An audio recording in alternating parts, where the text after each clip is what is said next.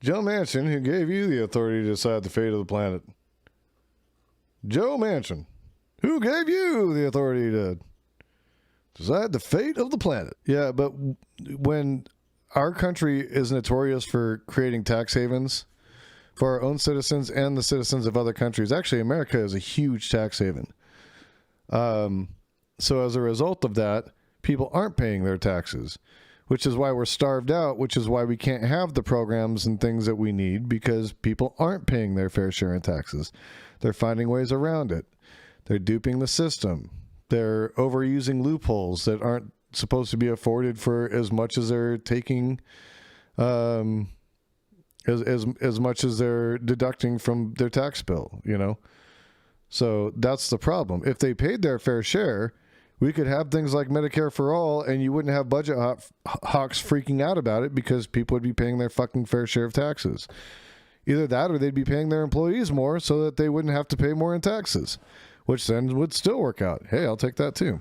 What gives you the right to decide the fate of the planet? Playing king for a day, motherfucker. Late in the evening on Friday, 15th October, an alert appeared on my phone that seemed at last to portend the end of the world. 2 weeks before the UN Climate Summit in Glasgow, a make-or-break moment for American leadership and international ambition, Joe Manchin had decided to gut our country's best and perhaps last attempt to save itself. With 3 decades left to decarbonize the global economy and a window of democratic control unlikely to recur for years, Manchin's benefactors on the coal and gas industry had managed to snatch defeat from the jaws of victory, killing the clean electricity performance program that would finally have brought their lucrative global arson spree under control. Damn, this guy is fucking fired up, man. This is a good article. I'm liking this so far, man. It was hard not to feel like this was game over, a sensation I'd grown accustomed to after a decade working in the American climate movement. It was the same feeling I'd had after the collapse of the Copenhagen climate talks and the defeat of the Waxman-Markey bill and the election of a president willing to drown the world to buoy his ego. But though each of these moments felt crushing, the news on the 15th felt worse. After all, we have many fewer years left now to act. And we are so close this time, so excruciatingly close. My rage might consume me if I couldn't set it down here. Not only is Joe Manchin devastating the constituents he claims to work for, consigning them to a future of constant devastating floods, not only is he shilling for an industry that has ravaged his home state, snaring West Virginians in a resource trap, not only is he making a choice that could single-handedly warm the planet by several tenths of a degree, precipitating millions of avoidable deaths and dimming the prospects of my entire generation. The truly maddening thing is that he refuses to look his decision in the face, hiding instead behind the debunked and convenient lies furnished by his donors who maintain that they can burn coal into mid-century without risking a catastrophe. Whether he genuinely believes these fantasies is anyone's guess. But for the sake of our lives and those of his grandchildren, I pray he changes course. A few days after the news broke, I gathered with dozens of young people outside the yacht where Joe Manchin makes his D.C. home. Our signs echoed our disbelief. How is he so sanguine, risking the fate of human civilization? As a practicing Catholic, how could you spurn the Pope, who just this month called for an urgent transition away from fossil fuels? It is hard to overstate how surreal it felt, knowing that the fate of our children and our children's children, and the many generations beyond them, rested on the whims of a single man enjoying his evening on the second boat from the end of the wharf, the one called Almost Heaven. As a friend put it, almost hell would feel more apt. Since then, many young people have taken to the streets and gone on indefinite hunger strike, pleading with him not to torch the world we were meant to inherit. When one of the strikes, 7 days into her fast, confronted Manchin outside of a donor luncheon, he offered the weakest of moral sidesteps. All the emissions are coming from Asia. In fact, the U.S. has contributed more to global emissions than any other country. In fact, the U.S. has contributed more to global emissions than any other country. And China, unlike Manchin, has thrown its weight behind detailed plan for decarbonization. As young people work feverishly to overcome this intransigence and prevent our future from slipping through our fingers, it's worth asking a basic question. What exactly does hope look like now? It feels increasingly clear to me that I don't have hope. It's not that I've succumbed to fatalism. It's just no longer think that hope is something you can have. The past 2 weeks have made unmistakably vivid to me that hope is a kind of discipline. It is something you do. You have felt the daily effort of it, gritting my teeth and wrenching some glimmer from the gloom. On most days, this has looked like calling my best friend and grasping together at the last straw. Maybe Manchin could be convinced to support a carbon tax. He has since rejected the idea, threatening to bring down a crucial methane fee along with it. Maybe a call from Pope Francis could remind him that Catholic virtue demands not setting fire to the planet. If such a call has been placed, no one has reported on it. Maybe the Biden administration's Plan B will actually work. Maybe we can meet our Paris targets with all carrots and no sticks, plowing $550 billion into clean energy without actively drawing down on fossil fuels. This last one remains to be seen, though. Our reasons for confidence are shaky. But hope is not something we do because we know we're going to win. Hope is something we do for each other. It's a gift we grow together, then spread outward, a communal act of unconditional grace. It is looking past the headlines at the people we love and telling them we haven't given up. In this way, hope is like any other co-constructed human story, marriage or money or God. The more people tell it, the more power it wields. So I'm going to tell it again, for its own sake, with our opponents at center stage. The fossil fuel industry is scared. They're hanging on by a political thread. There is a single old man standing between them and the regulation they despise. And this entire party is telling them to stand down. Meanwhile, their grift keeps getting exposed. Their rationalizations are ringing false. Their cultural capital is running dangerously low. And you need only watch last week's public excoriation of the CEO of Shell to understand how their historical legacy is taking shape. Like the fuels they drill from the dirt, their grounds for hope are finite, costly, and getting harder and harder to reach. Ours, on the other hand, cannot be exhausted. Our hope is stubborn and furious and born in one another. We are its source and its horizon, and we know what we're capable of. It was young people who led the charge to defeat Donald Trump, young people who compelled the Biden administration to feel our climate urgency, while electing the progressive caucus that's given that urgency teeth. No matter how many brutal setbacks we're forced to swallow, we'll always have a reason to keep fighting. We are our reason to keep fighting. And unlike Manchin's fading coal industry, we are never going to go away. That was a great article. Kind of felt very empowering to me. You guys feel empowered from that? That was a very article had a lot of teeth. And I agree. I think the pressure should be fucking mounting on Manchin for a couple things.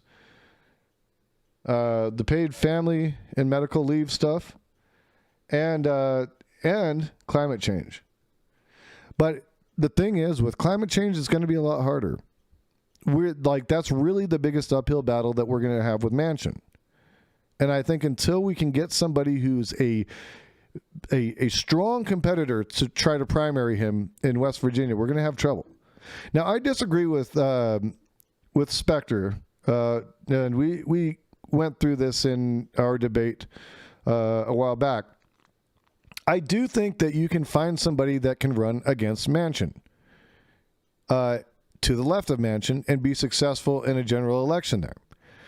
What I think, and it's like I tried to explain then, if you work from a place of policy and you talk to people about the policy, about what it is you're trying to do for them, it's a lot different than talking to them about a political alliance or a cult of personality. And that's the thing. Nobody's going in and talking to these people. There's no messaging happening from Democrats in West Virginia. None. Zero. There's like, it's like next to fucking nothing. So there has to be some efforts put in there to educate these people on the policies. DNC is notorious for starving out areas they think are lost causes instead of doing anything to try to build momentum there. And that's how they can maintain what I refer to as controlled opposition. I very much think the Dems are more controlled opposition than they are actual opposition to Republicans, especially the centrist ones. I think they're all running in the same groups. They all hang out together. I mean, they become disaffected. They aren't living the lives that we're living, and they don't have to deal with the costs, This just came out in Common Dreams. Manchin is a fucking snake. Progressives urge to keep pushing for both bills. Jaya Paul said she is letting the president deal with Manchin after he declares that holding the infrastructure legislation hostage won't win his support for the reconciliation package. Supporters of passing the Build Back Better budget reconciliation package urge the congressional progressives to maintain their position that it must move forward simultaneously with bipartisan infrastructure legislation after Senator Joe Manchin accused his colleagues of holding the latter bill hostage and demanded an immediate vote. During a Monday press conference, Manchin said that the political games have to stop and called for the Democrat-held U.S. House of Representatives to swiftly vote on the infrastructure bill, which several Senate Democrats advanced in August, with the expectation that it would only reach Joe Biden's desk alongside the reconciliation package. Here, let's watch him here. It's time to pass the bill and quit playing games.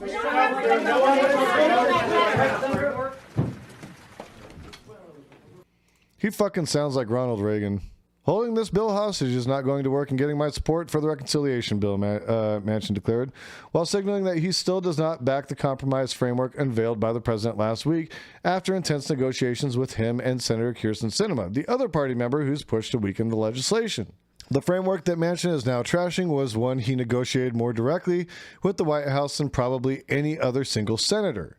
Manchin does not seem happy, wants greater clarity on inflation before moving forward. What I see are shell games, budget gimmicks on reconciliation. Compromise is not good enough for a lot of my colleagues in Congress. This is such bullshit, dude. Manchin fell back on his long-standing concerns about the national debt and inflation and advocated for more time to analyze the impacts of the reconciliation package, saying that I'm open to supporting a final bill that helps move our country forward, but I am equally open to voting against a bill that hurts our country. Blah, blah, blah. Same old song and dance, motherfucker. You say the same old fucking thing. Nothing fucking changes because we have stalwarts like you who won't grow a pair of fucking stones and do what needs to be done for this fucking country. You're a sack of shit, Joe Manchin. You're a fucking sack of shit. I hope everybody fucking tells you that in your day-to-day. I hope that people walk up to you and are just like, you're a fucking sack of shit, Joe Manchin. The other thing here is that Manchin is worried about budget gimmickry and waiting on a CBO score on BBB. Meanwhile, the CBO scored the BIF deal, found it added $256 billion to projected deficits, and lawmakers in support of the deal, Sinema included, dismissed the CBO's findings. Funny how it works. They only like the CBO when it works for them. In what the Hill described as a veiled swipe at Manchin, Senate Budget Committee Chair Bernie Sanders on Monday addressed anybody in the Democratic caucus or elsewhere that's worried about fiscal responsibility and the deficit. The fact is that according to the Congressional Budget Office, the infrastructure bill runs up a $250 billion deficit. It's not paid for, Sanders told reporters on Capitol Hill. The legislation that I want to see passed is paid for in its entirety. It will not have an impact on inflation. So if we're talking about fiscal responsibility, I think what we're trying to do with the reconciliation bill is the right thing. Other progressive critics accuse the West Virginia Democrat of personally taking the infrastructure measure, known as the Bipartisan Infrastructure Framework, and encourage progressive Democrats in the House to keep fighting to pass both bills together.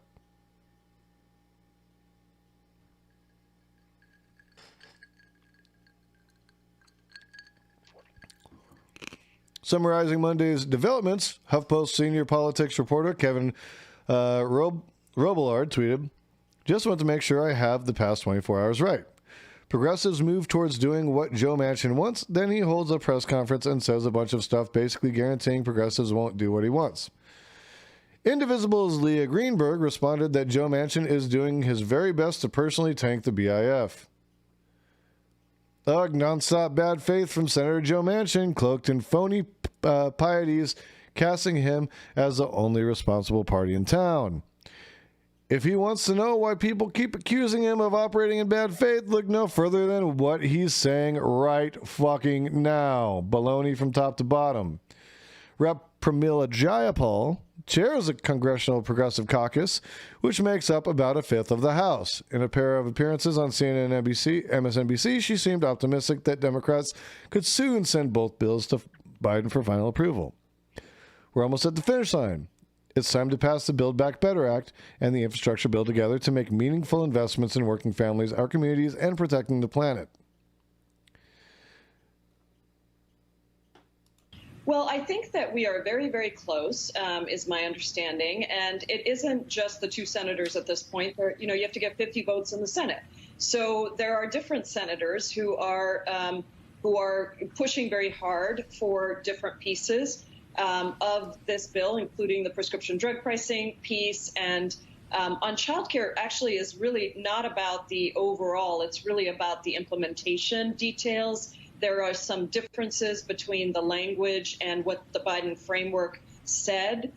So we are trying to iron out those differences. But my hope is that that will happen very quickly. And as I said, look, I think we're in the very end zone here. We are just about to get this done, and we're feeling very good about both bills. And the president, frankly, being able to say once we deliver the Build Back Better Act, what a crucial time this is. Boris Johnson talking about how important climate is. There's a $555 billion investment in climate. And we spent the weekend looking at whether it would really lead to significant reductions, meaningful reductions in climate emissions. And our belief, given the detailed look that we have had and the briefings we've had from the White House, that yes, we will get there with that. And so that is a huge victory. And that's why we think, that we should pass these two bills together as soon as possible. And let's wrap up these negotiations. Let's get these last things done and let's pass them through. I think we're ready. Yeah. Mike, they don't care because it's like I said, it's party politics. It's about red team or blue team, Pepsi or Coke. And they don't care about the American people. All they care about is if their team wins. It's like, this isn't football, guys. Like, we're all on the same fucking team, dude. Like, that's what they're fucking missing. Like, these policies are good for everybody, including their constituents. By a large margin, it would help them. Even if you look at the polling on all these programs, in both West Virginia and Arizona, taxing the wealthy and corporations. And these are the lowest. These are the lowest ranked initiatives in the Build Back Better agenda, as it was at the $3.5 trillion level. You know what the two lowest polling things were in both, or the one lowest polling thing in both states were? Taxing the wealthy. And guess what they polled at? 67% approval in West Virginia, and 66% approval in Arizona. Those represented the lowest approval ratings of the Build Back Better plan. And I'm not reading that somewhere. I'm saying that from memory. I remembered that shit. Because that 67% is a huge fucking number when you're talking politics. That is fucking massive. Like, that's overwhelming support. That's 2/3 of our country are supporting this. Right? It goes up from there. You know, some of the policies are up around 89%. When you talk about the Medicare expansion and things like that, prescription drug negotiations, you know, things like that. Yeah. They're very, very popular. And the sheer fact that these guys aren't getting it done, they have to be looking at these polls too. They have to be. I can't think that they're not seeing this. Who's smoking with me?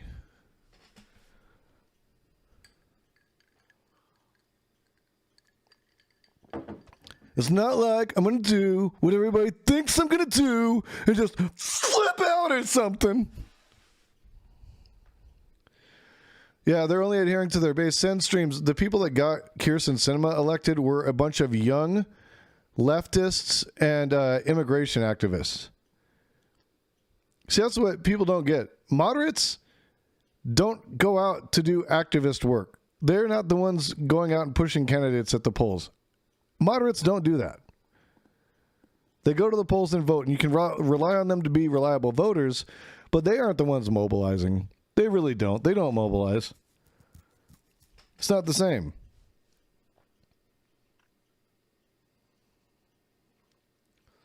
Noting CPC's stated support for the watered-down $1.75 trillion reconciliation legislation announced last week, Jayapal said on MSNBC that we are now awaiting negotiations amongst senators on prescription drug pricing and childcare and some details on immigration, but as soon as those issues are addressed, we will be excited to vote for both bills.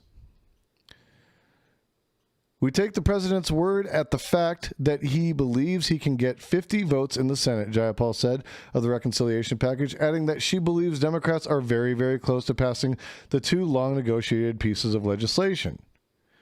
During the CNN segment, which came after Manchin's brief press conference, Jayapal reportedly said she is letting the president deal with the West Virginia Democrat.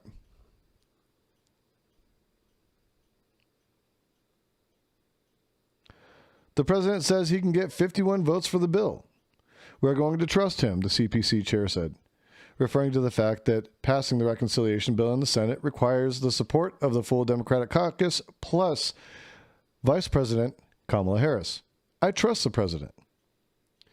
We will soon pass a transformational agenda that actually improves the lives of working families, creates millions of jobs, and takes bold action to save our planet, Jayapal tweeted Monday afternoon.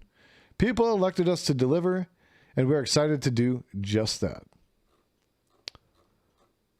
There it is, folks. The battle's still roiling on.